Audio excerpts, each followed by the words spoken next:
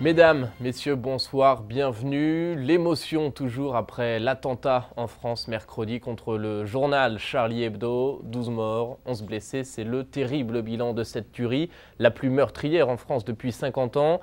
Elle suscite évidemment l'indignation internationale, les réactions se multiplient, la condamnation est unanime.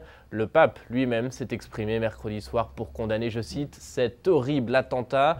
Il a célébré la messe ce matin pour les victimes de ce carnage. Je vous propose d'écouter un extrait de son homélie.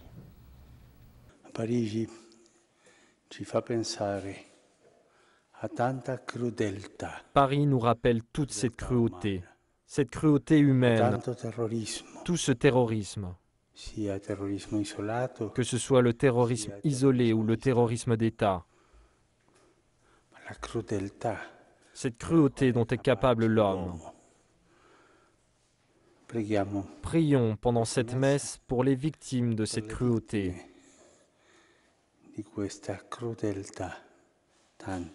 Tant de victimes.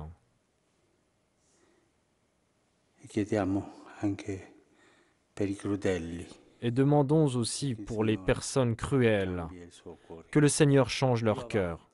Pendant la messe de jeudi matin célébrée dans la chapelle de la maison Sainte-Marthe, le pape François a condamné avec force le massacre qui a bouleversé Paris, en souhaitant que le plus tôt possible le cœur de l'homme puisse être converti par l'amour de Dieu. Dieu est amour, et c'est seulement par la route de l'amour que tu peux connaître Dieu. L'amour raisonnable, accompagné par la raison. Mais l'amour. Mais comment puis-je aimer celui que je ne connais pas? Aime ceux qui sont à côté de toi. C'est cela la doctrine des 2 commandements. Le plus important est d'aimer Dieu, parce que lui est amour. Mais le second est d'aimer son prochain, car pour arriver au premier, nous devons monter par l'escalier du second.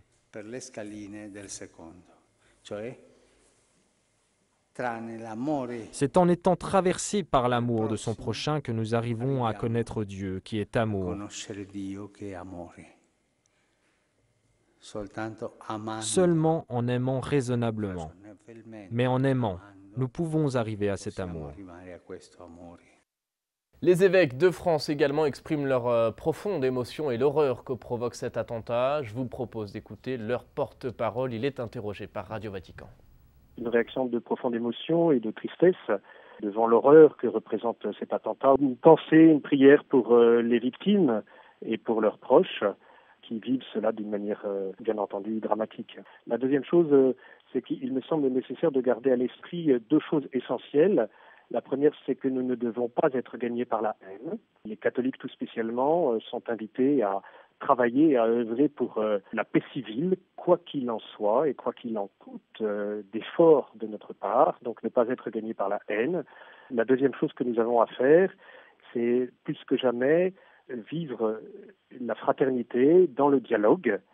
Et il y a en ce moment une délégation d'imams qui sont à Rome et qui ont été salués par le pape ce matin avec Monseigneur Michel Dubost, qui est le président du Conseil pour les relations interreligieuses, et le pape Christophe Foucault, qui est responsable du service des relations avec l'islam de notre conférence épiscopale.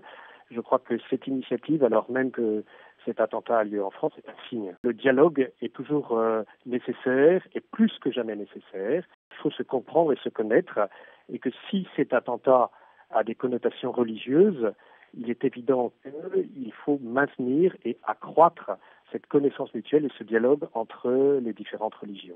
Et puis les réactions se multiplient jusqu'au Canada. L'Église catholique de Québec condamne fermement l'attentat. Elle rappelle l'exigence de la fraternité.